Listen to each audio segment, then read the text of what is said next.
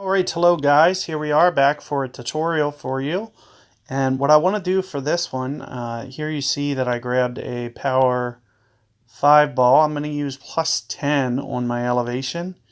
We are going to stick with Thor hammer. If you can at all do this, what it's going to help you to do is keep you out of power. So this is going to be definitely an alternate approach. Ideally, even a berserker would be better than a gear ball maybe, just because the extra side spin component. But do keep in mind that, the way that I'm upping my power has to do with, being at, a very limited driving distance. What am I at, 222 or something? Very small drive number with Thor 3. But what it has is what I want, which is 5 bars of backspin. So that's going to give me the best chance to hold this. So, in terms of priority, what is more important to me? Backspin is more important than distance.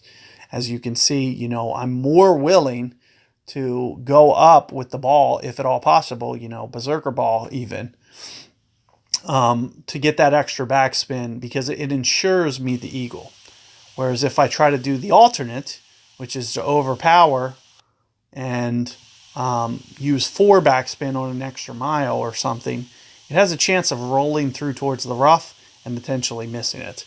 I feel pretty confident that I'll pretty much eagle this, all weekend long with a Thor's hammer, even if it's a low level, as you can see, just by being able to up the ball with what you do. And here you can see my opponent, it's coming in too fast, but you can see it comes into the back.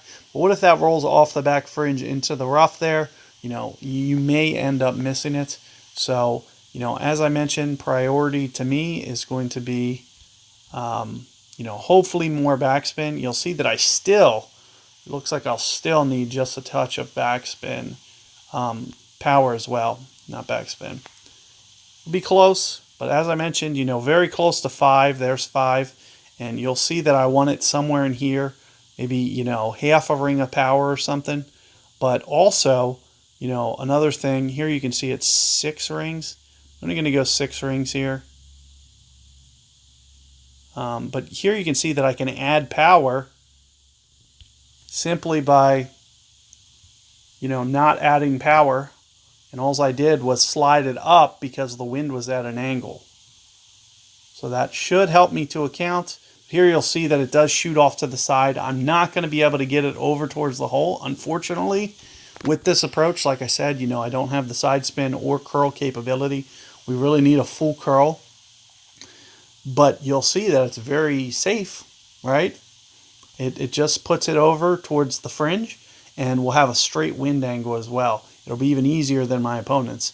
And as I mentioned, my opponent, if you're going to take extra mile, the best case scenario, you're going to be on that back fringe, more than likely. You can get very lucky and, barely creep it over the bunker, but why bring the bunker into play? So what I'd rather do is I'd rather put it over here, give myself a nice, straight type wind. You'll see what I'm doing with the arrow a little bit. Just kind of put that third hop right in front of the cup. And just, let it fly. There's a very, very low risk shot here. So, very straightforward, easy. I wanted to pop that in for you guys, even though I'd really like to start going backwards at this point.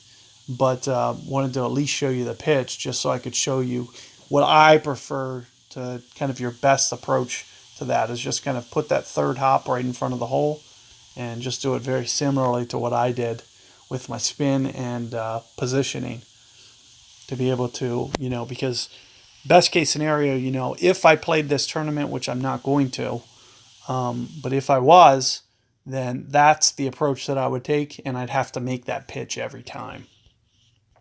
So good luck with that second hole. Hopefully you find one of these techniques useful. There's 3 different ones I gave you guys. And, let me know how it goes. And catch you guys on hole 3 coming up.